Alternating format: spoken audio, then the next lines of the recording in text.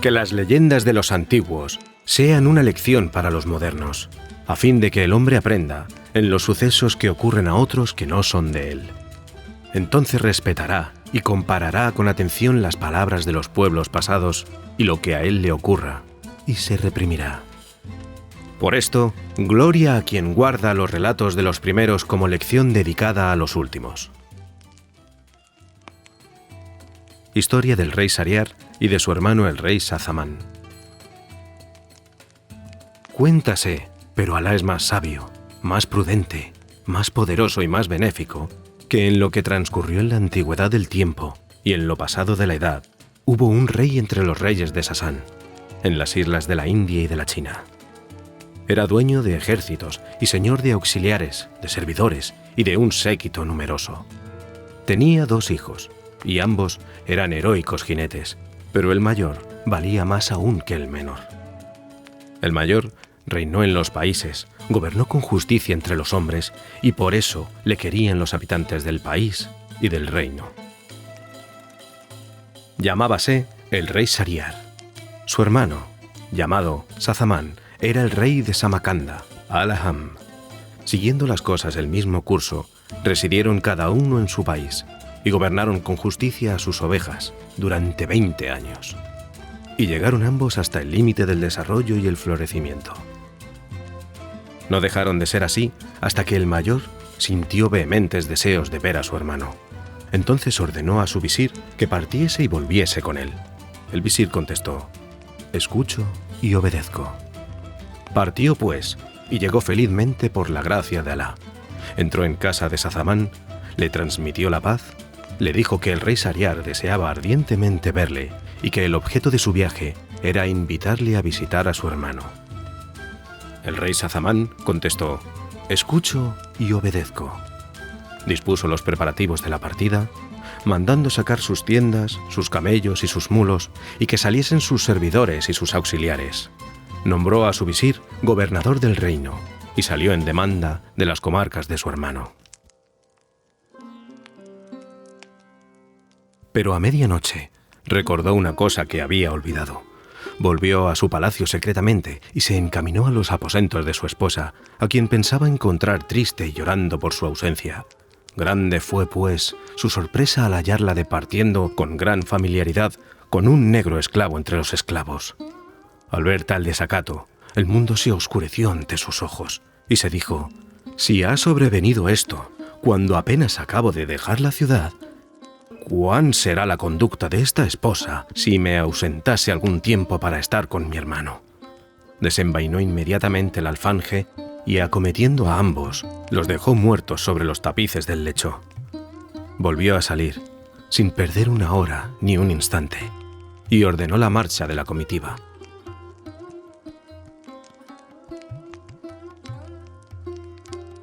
Y viajó de noche hasta avistar la ciudad de su hermano. Entonces éste se alegró de su proximidad, salió a su encuentro y al recibirlo le deseó la paz.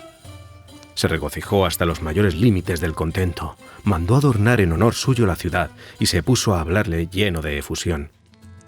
Pero el rey Sazamán recordaba la fragilidad de su esposa y una nube de tristeza le velaba la faz. Su tez se había puesto pálida y su cuerpo se había debilitado. Al verle de tal modo, el rey Sariar creyó en su alma que aquello se debía a haberse alejado de su reino y de su país. Lo dejaba estar sin preguntarle nada. Al fin, un día le dijo: «Hermano, tu cuerpo enflaquece y su cara amarillea». Y el otro respondió: «Ay, hermano, tengo en mi interior como una llaga en carne viva». Pero no le reveló lo que había ocurrido con su esposa. El rey Sariar le dijo: «Quisiera que me acompañases a cazar a pie y a caballo, pues así, tal vez, se esparciera tu espíritu». El rey Sariar no quiso aceptar y su hermano se fue solo a la cacería. Había en el palacio unas ventanas que daban al jardín, y habiéndose asomado a una de ellas, el rey Sazamán vio cómo se abría una puerta secreta para dar salida a 20 esclavas y 20 esclavos, entre los cuales avanzaba la mujer del rey Sariar en todo el esplendor de su belleza. Y ocultándose para observar lo que hacían, pudo convencerse de que la misma desgracia de que él había sido víctima, la misma, o mayor, cabía a su hermano el sultán. Al ver aquello, pensó el hermano del rey: «Por Alá, más ligera es mi calamidad que esta otra». Inmediatamente, dejando que se desvaneciese su aflicción, se dijo: «En verdad, esto es más enorme que cuanto me ocurrió a mí». Y desde aquel momento volvió a comer y beber cuanto pudo.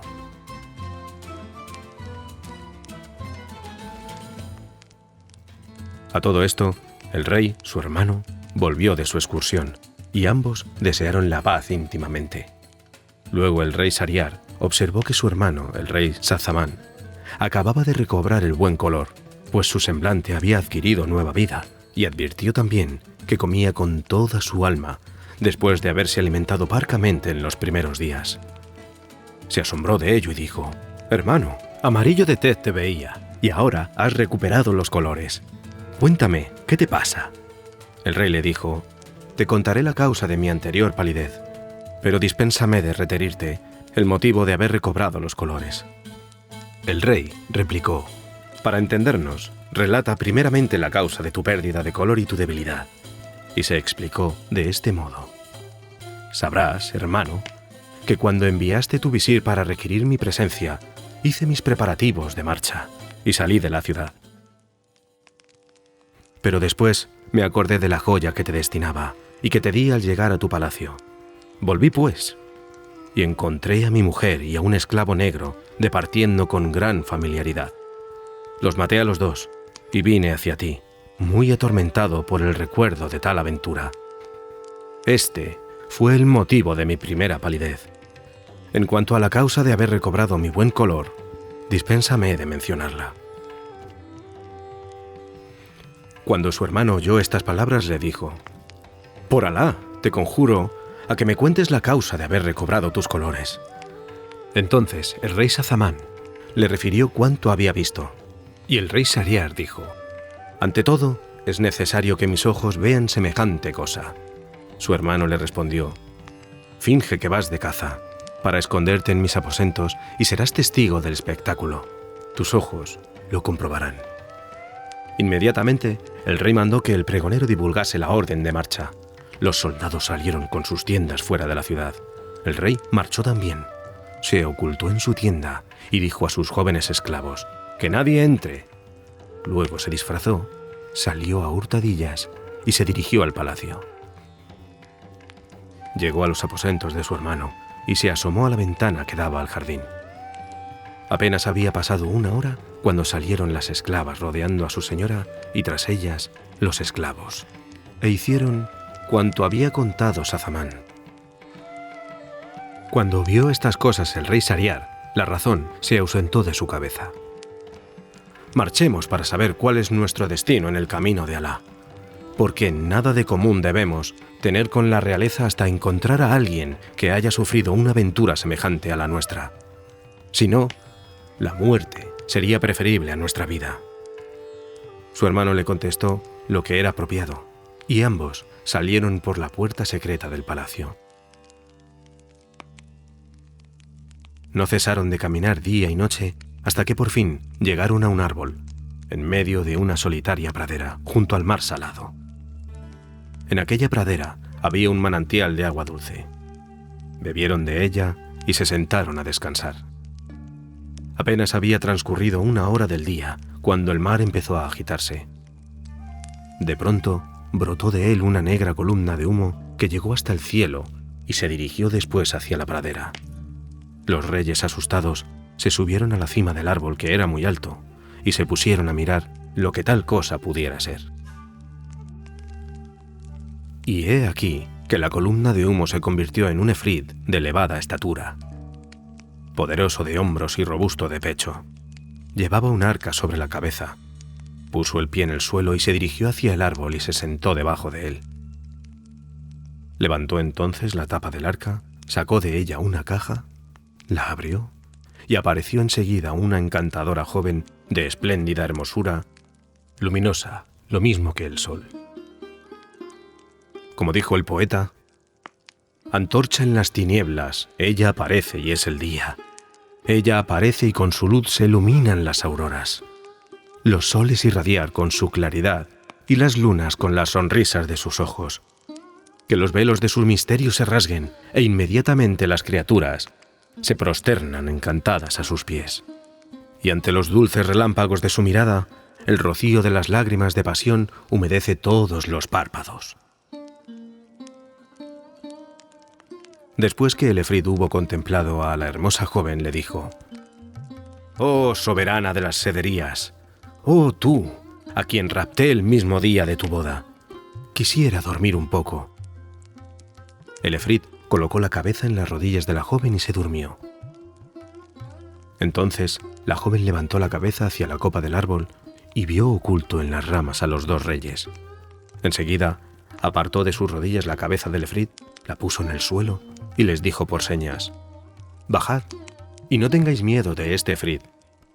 Por señas le respondieron: «Por Alá sobre ti, dispénsanos del lance tan peligroso».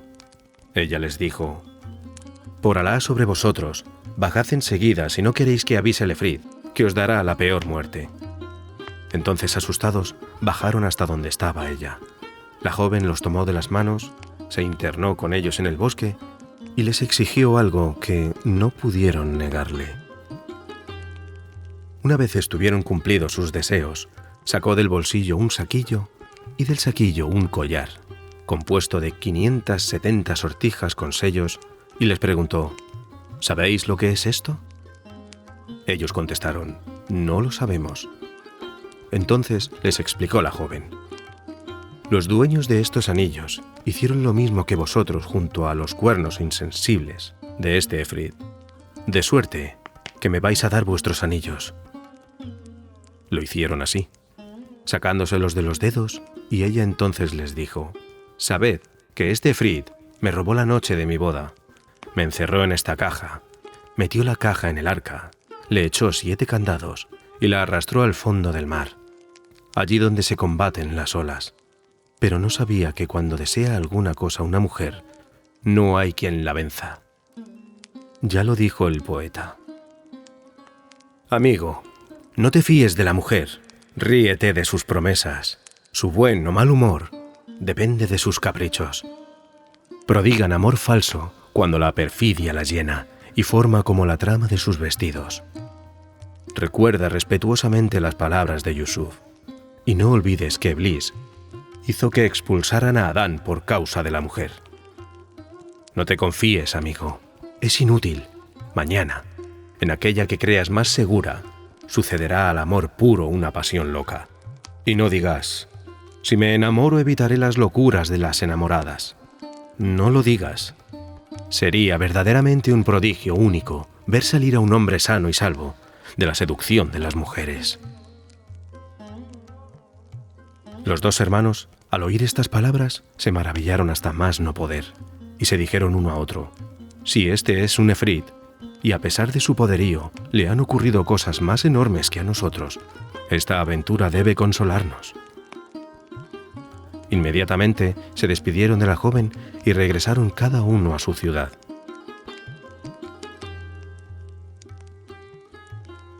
En cuanto el rey Shahriar entró en su palacio, mandó degollar a su esposa, así como los esclavos y esclavas. Después persuadió de que no existía mujer alguna de cuya fidelidad pudiese estar seguro.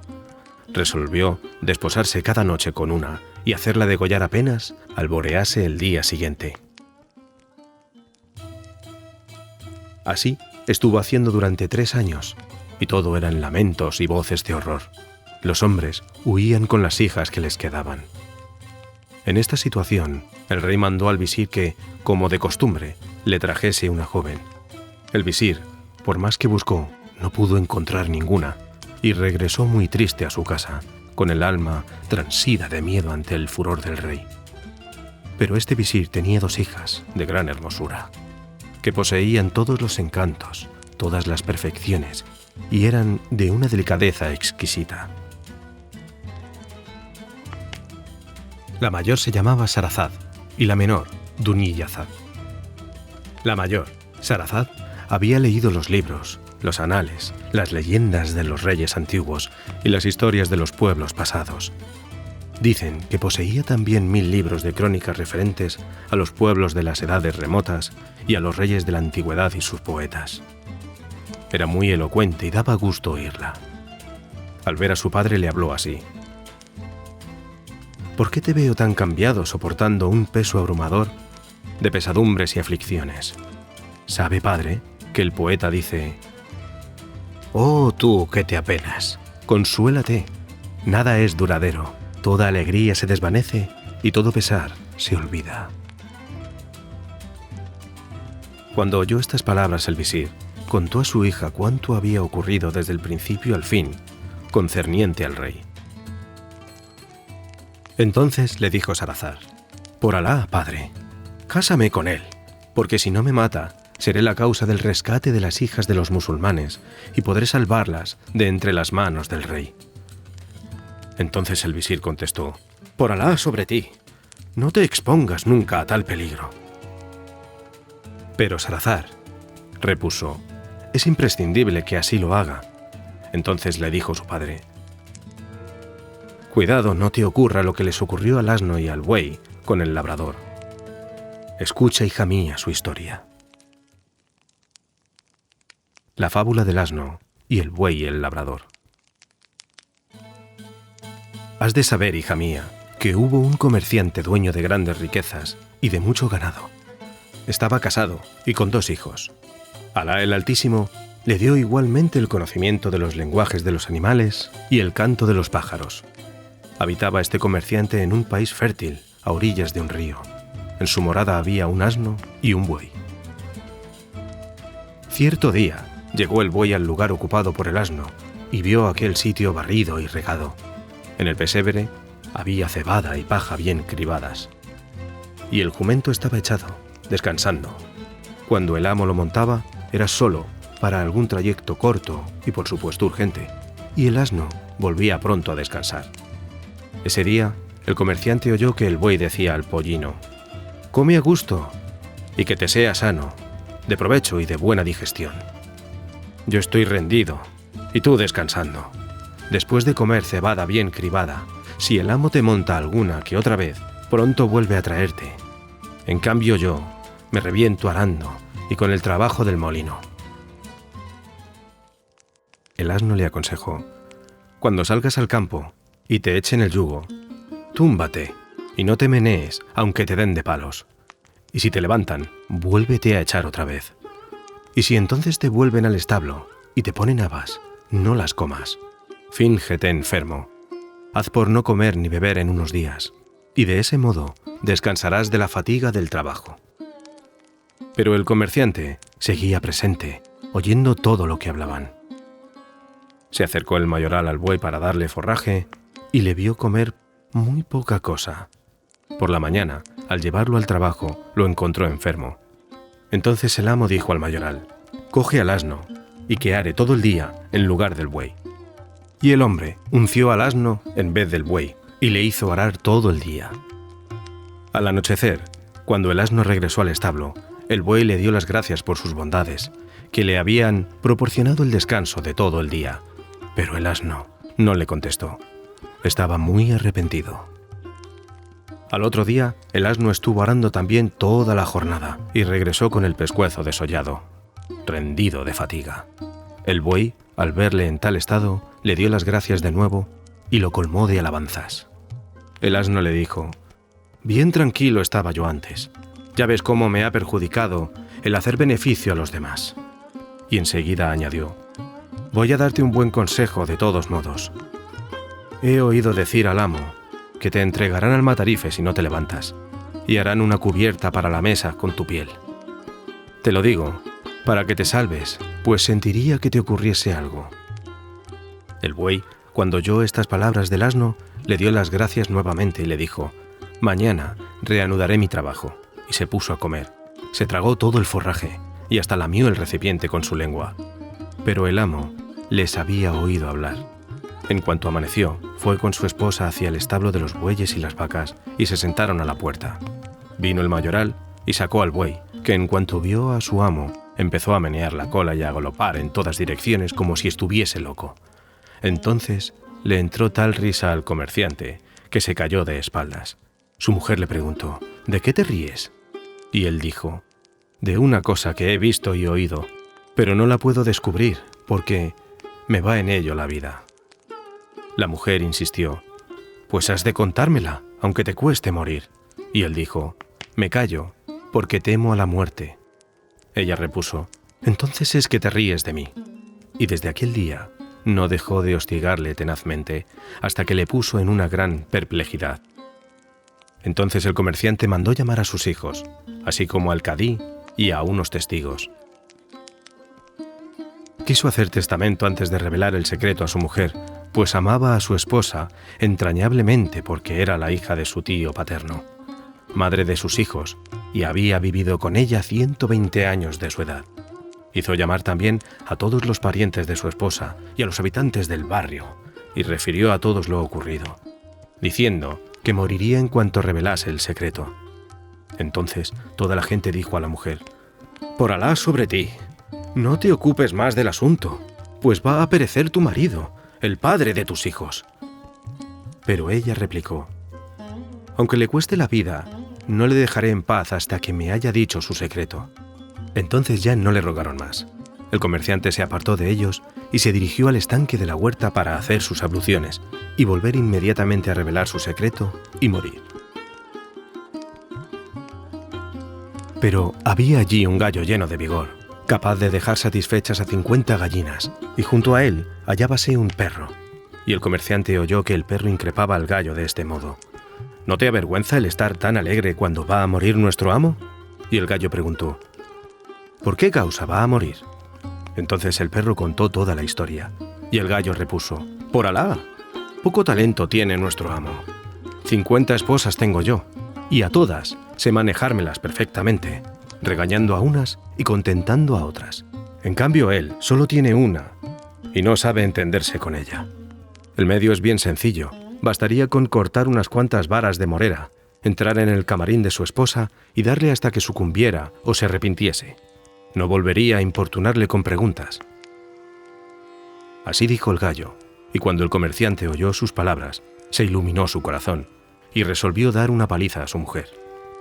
El visir interrumpió aquí su relato para decir a su hija Sarazar: «¿Acaso el rey haga contigo lo que el comerciante con su mujer?». Y Sarazar preguntó: «¿Pero qué hizo?».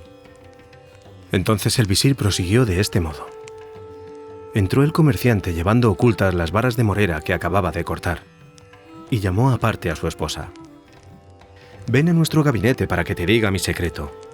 La mujer le siguió. El comerciante se encerró con ella y empezó a sacudirla a varazos, hasta que ella acabó por decir: «Me arrepiento, me arrepiento».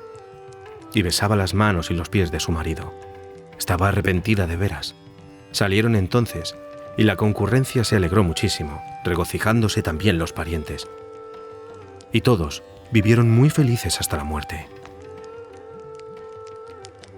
Y cuando Sarazad, hija del visir, hubo oído este relato, insistió nuevamente en su ruego: «Padre, de todos modos quiero que hagas lo que he pedido». Entonces el visir, sin replicar nada, mandó que preparasen el ajuar de su hija, y marchó a comunicar la nueva al rey Sariar.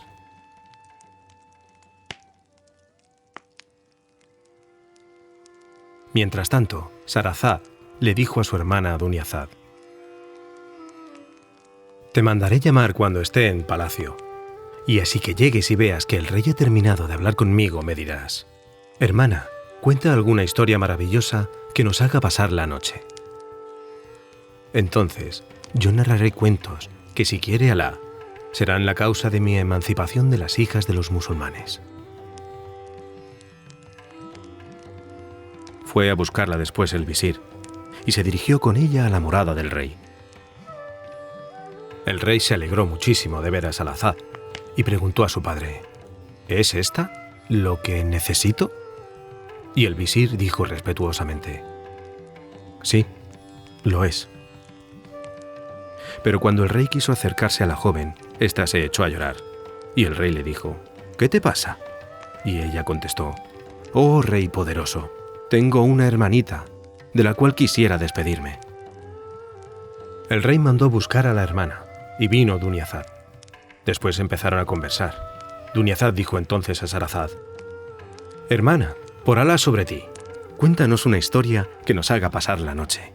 Y Sarazad contestó: «De buena gana, y como un debido homenaje, si es que me lo permite este rey tan generoso dotado de tan buenas maneras». El rey, al oír estas palabras, como si no tuviese ningún sueño, se prestó de buen grado a escuchar la narración de Sarazad. Y Sarazad, aquella primera noche, empezó su relato con la historia que sigue.